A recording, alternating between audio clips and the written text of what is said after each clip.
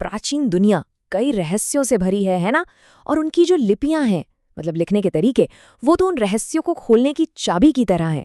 हमने इजिप्ट के हायरोग्लिफ्स को तो समझ लिया है, लेकिन एक ऐसी लिपि है जो आज भी एक बहुत बड़ी पहेली बनी हुई है, सिंधु घाटी की लिपि। तो सवाल ये है, आखिर ऐसा क्यों है कि हम एक प्राचीन लिपि को तो पढ़ पाते हैं लेकिन दूसरी को नहीं?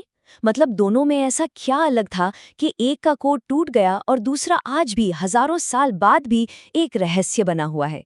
देखिए, एक तरफ है इजिप्ट के हायरोग्लिफ्स, एक पहेली जो सॉल्व हो चुकी है, और दूसरी तरफ है इंडस स्क्रिप्ट, जिस पर आज तक एक बहुत बड़ा क्वेश्चन मार्क लगा हुआ है। तो आज इसी गुत्थी को समझने की कोशिश करते हैं। तो चलिए शुरू करते हैं। सबसे पहले उस कहानी से जिसे सुलझा लिया गया है, मिस्र की कहानी। क्योंकि पता है, ये समझना बहुत जरूरी है ताकि हम जान सकें कि सिंधु लिपि को डिकोड करना इतना मुश्किल क्यों साबित हो रहा है। अच्छा, किसी भी भूली बिसरी प्राचीन भाषा को समझने के लिए सबसे जरूरी चीज क्या होती है? वो है एक बायलिंगुअल टेक्स्ट। अब ये क्या है? अरे सीधी सी बात है, ये एक ऐसा डॉक्यूमेंट है या पत्थर जिस पर एक ही बात दो या दो से ज्यादा अलग अलग भाषाओं में लिखी हो। और इजिप्ट के केस में ये जादुई चाबी थी रोजेटा स्टोन। ये पत्थर समझिए एक परफेक्ट एग्जाम्पल था। इस पर एक ही मैसेज 3 अलग अलग स्क्रिप्ट्स में लिखा था। एक तो हायरोग्लिफ्स, दूसरी एक और इजिप्शियन स्क्रिप्ट, और तीसरी एंशिएंट ग्रीक। और कमाल की बात ये कि एंशिएंट ग्रीक को विद्वान पहले से ही पढ़ना जानते थे। बस यहीं से रास्ता खुल गया। तो इजिप्शियन हायरोग्लिफ्स को क्रैक करने में 2 चीजों ने सबसे ज्यादा मदद की। एक तो जाहिर है रोजेटा स्टोन का मिलना, वो चाबी, और दूसरा वहां पर लंबे लंबे डिटेल्ड लेख मिले थे। मतलब इतना सारा टेक्स्ट था कि भाषा के पैटर्न्स को समझने के लिए भरपूर डेटा मिल गया। ठीक है, तो अब चलते हैं सिंधु घाटी की तरफ, और यहाँ पर कहानी बिल्कुल पलट जाती है।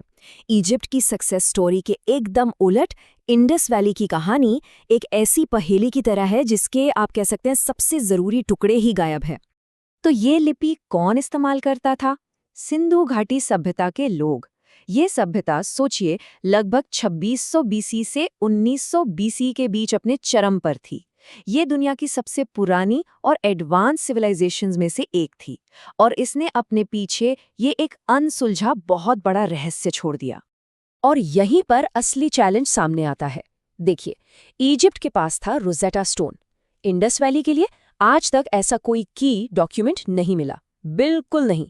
इजिप्ट में लंबे लंबे लेख थे, और यहाँ ज्यादातर लेख औसतन सिर्फ 5 सिंबल्स के हैं, सिर्फ 5। और सबसे बड़ी मुश्किल, हमें ये तक नहीं पता कि ये कौन सी भाषा थी, किस लैंग्वेज फैमिली से थी। बिल्कुल अंधेरे में तीर चलाने जैसा है। हाँ, सिर्फ 5। जरा सोचिए इस बारे में।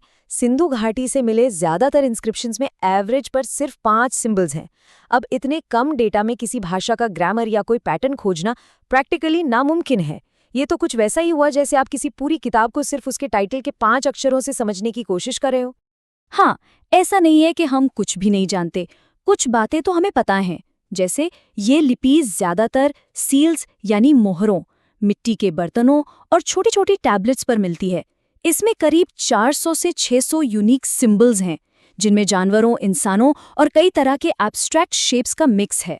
और एक और दिलचस्प बात, ज्यादातर ये राइट टू लेफ्ट लिखी जाती थी, जैसे उर्दू या अरबिक लिखी जाती है। तो जब ट्रेडिशनल तरीके सारे रास्ते बंद हो जाएं, तो रिसर्चर्स क्या करें? वो मॉडर्न टेक्नोलॉजी की तरफ मुड़ते हैं। और अब हिस्टोरियंस इस एंशिएंट पजल को सॉल्व करने के लिए कंप्यूटर्स और आर्टिफिशियल इंटेलिजेंस यानी एआई का सहारा ले रहे हैं। देखिए, जब रोजेटा स्टोन जैसी कोई सीधी चाबी हाथ में ना हो, तो सबसे अच्छा दाव होता है कंप्यूटेशनल एनालिसिस पर। एआई की मदद से रिसर्चर्स अब उन छिपे हुए पैटर्न्स को ढूंढने की कोशिश कर रहे हैं जिन्हें शायद एक इंसान की आंख कभी पकड़ ही ना पाए। और एआई का अप्रोच है भी बड़ा इंटरेस्टिंग। होता क्या है कि सबसे पहले तो हजारों सिंबल्स को डिजिटाइज किया जाता है, मतलब कंप्यूटर में डाला जाता है। फिर एआई ये एनालाइज करता है कि कौन सा सिंबल कितनी बार आ रहा है, किसके बाद आ रहा है, क्या कोई सीक्वेंस बार बार रिपीट हो रहा है। एसेंशली वो ऐसे पैटर्न्स ढूंढता है जो शायद हमें नजर ना आए। और आखिर में ये टेस्ट करता है कि क्या इन पैटर्न्स में किसी असली बोली जाने वाली भाषा जैसा कोई स्ट्रक्चर है भी या नहीं। तो क्या भविष्य में कोई ब्रेक थ्रू होगा? क्या हम इसे कभी पढ़ पाएंगे?